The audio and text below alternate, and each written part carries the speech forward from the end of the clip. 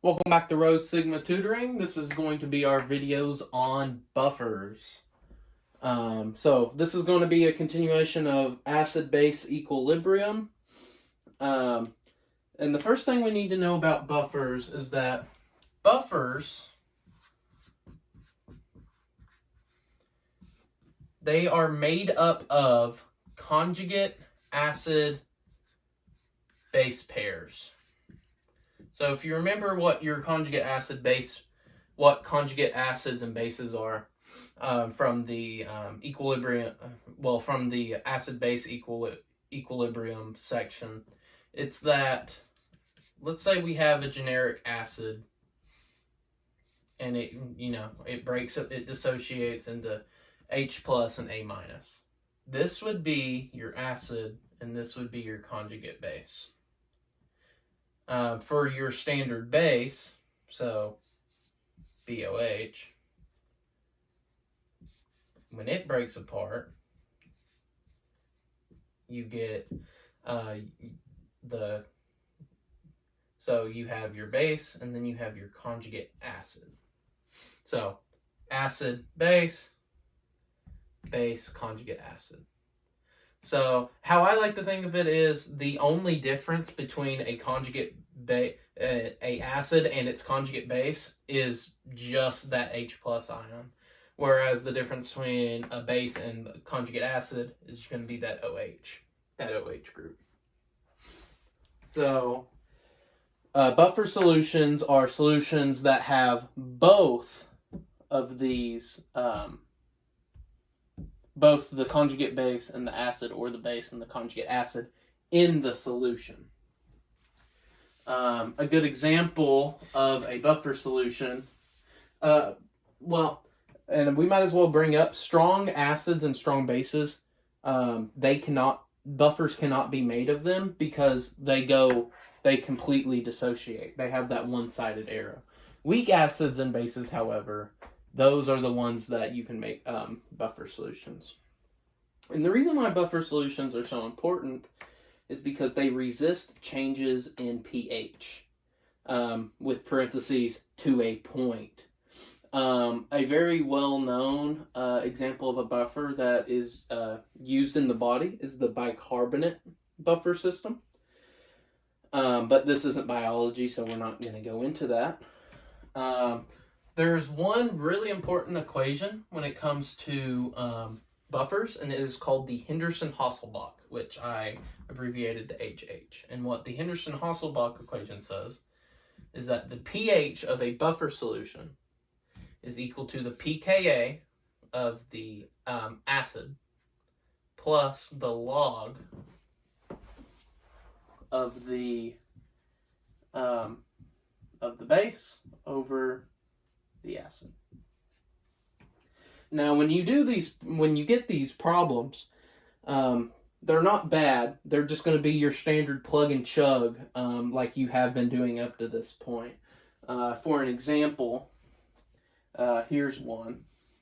So you prepare a solution of 0.7 molar of NaCN and 0.55 molar HCN, and then the Ka for HCN is equal to 4.9 E negative 10.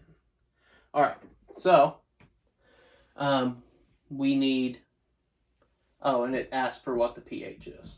So we're looking for pH, so we know that that's going to be left blank. pKa, so we need pKa. Well, that's easy because we're given a Ka value. So we just need to take the negative log of that. So the negative log of 4.9 E negative 10 is going to be, so pH is equal to 9.31 plus the log. Okay, so now what is the concentration of our base? Well, out of these two things, which one is the acid and which one is the base? Well, the acid is going to be whichever one has the extra H, which is this one. So that's going to be the one on the bottom. And the one on the top is going to be 0.70. Now, before we do any math on this one, let's look and see what this buffer solution is going to do to the pKa and what the pH is going to be. So if the concentration of the base is higher than the concentration of the acid, that means that this is going to be a positive number. And if this is a positive number, it is going to increase the pH. Whereas if the acid concentration was higher, it would make this a negative number, and we would be subtracting from the pKa, making pH a lower number than the pKa. Which makes sense because if you add acid, then you're going to be decreasing the pH. But if you add base, you're going to be increasing the pH. So that's easy enough. So let's just go ahead and do the chugging part. And then we do the log of that. And then 9.13 plus the answer. That leaves us with a pH of 9.41. So if we were to prepare this buffer solution in the lab with these two concentrations, we would have a pH of 9.41. And I mean, it's very easy to think of a situation where calculating the pH would be beneficial. For another example, let's look at this one. So in this question, it gives us the concentration of A minus, and it is 0.1 molar. And then HA is equal to, well, that's what we're looking for. So the concentration of HA. And then it's also saying that this is 2 liters. And then for HA, it says that we are... So we're preparing a solution with a known pH of 9. So that's what our goal is. We want a pH of 9, and we want to know how many what's the concentration of HA at to get that. So and then it tells us that the Ka is 5.6 E negative 10, and there we go. So we have a pH. So if we do the Henderson-Hasselbalch equation, so pH is equal to pKa plus log A minus over HA. So 9 is equal to, let's take the negative log of Ka to get pKa. So 5.6 E negative 10. And that gives us 9.25 plus log 0.1, and then we're solving for HA. So if we look at this real quick, so we start at a pK of 9.25, and we're going to a pH of 9. What that tells me is that we have more acid than we do base, because the pH is dropping from 9.25 to 9. So my guess is that HA is bigger, the concentration of HA is bigger than 0.1. Let's see if that is correct. So let's subtract 9.25 by both sides. So negative 0.25 is equal to the log of 0.1 over HA. So then we can do 10 to the power of negative 0.25. So 0.562 is equal to 0.1 concentration of HA. And then 0.1 divided by that mass.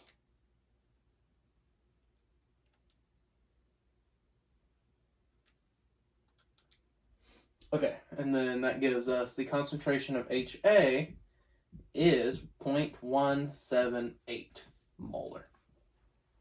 Well, let's see if our guess was right. So 0.178. Is that more than 0.1? It is. So perfect. That guess we did was right.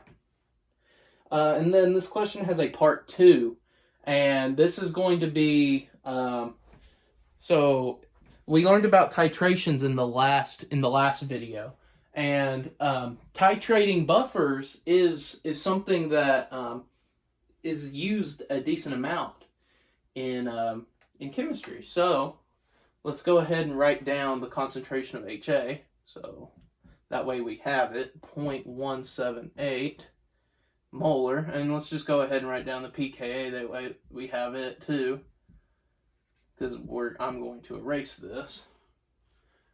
Okay. So the second part of the question is, you're going to take the solution and you are going to add 6 milliliters of 2 molar NaOH. So let's go ahead and just write our Henderson-Hasselbalch equation. So pH equals pKa plus the log of the conjugate base and your acid. Okay. So we don't know what our pH is going to be because we're adding base to it, so we don't know what it's going to be. So pH. Our pKa is still 9.25 because our buffer solution hasn't changed. But our ratio between our conjugate base and our acid is going to change because that was bothering me. Because we're adding base. If we are adding base, that means that this top number is increasing and this bottom number is decreasing. Well, how do we show that mathematically? Well, if it's increasing, then we need to add.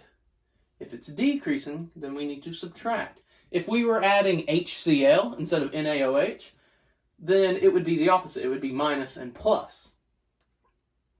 But since we're adding base, the top part of the fraction, needs to be plus, and that needs to be a minus.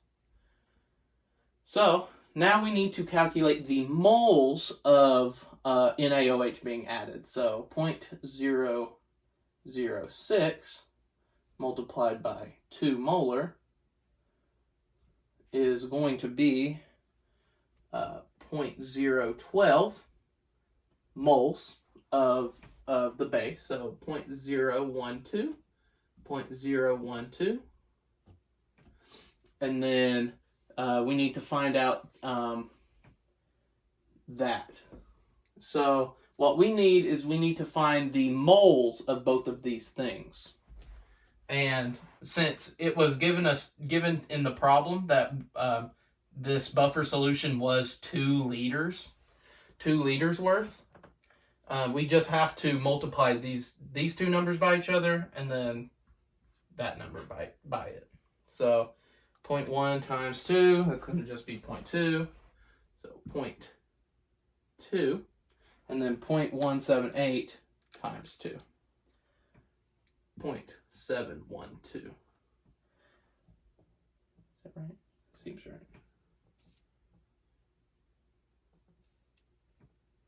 0.178.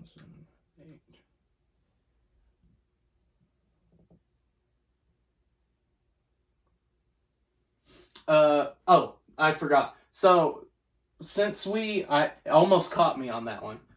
This shouldn't change the numbers that much, but we need to take into account that we added to the volume here. So, we are not going to be multiplying by just 2 anymore. We're going to be multiplying by 2.006. We'll see if it makes a difference. I don't think it does. Yeah, so yeah, not a big enough difference for it to really matter. And then let's see if it matters for that one.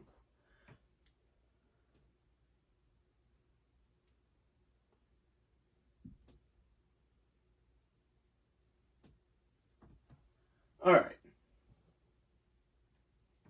Oh, well, maybe it mattered a little bit. Okay, so now we have, we did our moles, so now we just need to do the math on there. So 0.201 plus 0.012, that's going to be, and then I'm just going to go ahead and erase that. We get the message. So log 0.213, then 0.357 minus 0.012, it's going to be 0.345 moles. And the reason why we can go ahead and do the calculation with these numbers, and the reason why that is because the reason why we don't have to convert from moles to molarity, even though it says molarity here, is because we would be dividing both of these numbers by the same amount of volume. And if you divide both of these numbers by the same number, then it's just an unnecessary step. It'd be like having just a normal equation, then adding 5 to both sides. It just doesn't really do anything. All right, so let's do that division right there. 0.345. We take the log of that, and then we add that to 9.25. That gives us a pH of 9.04.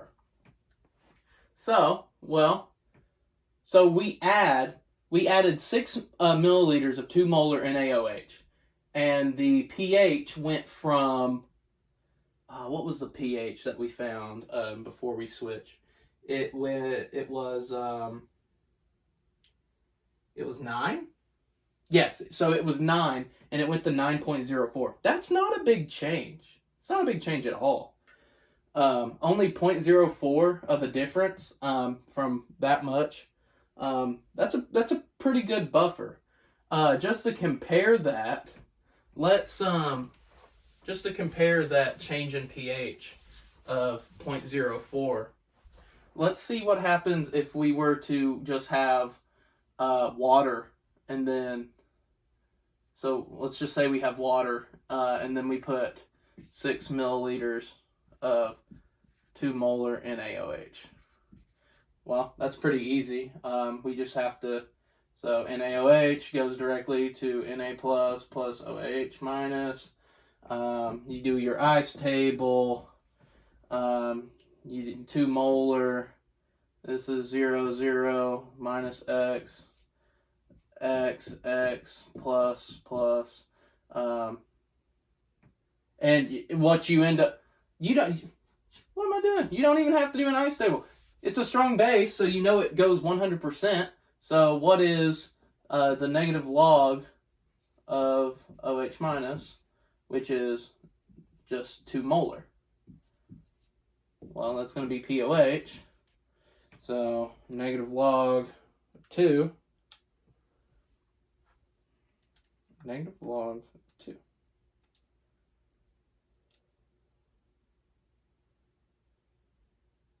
Am I doing so wrong?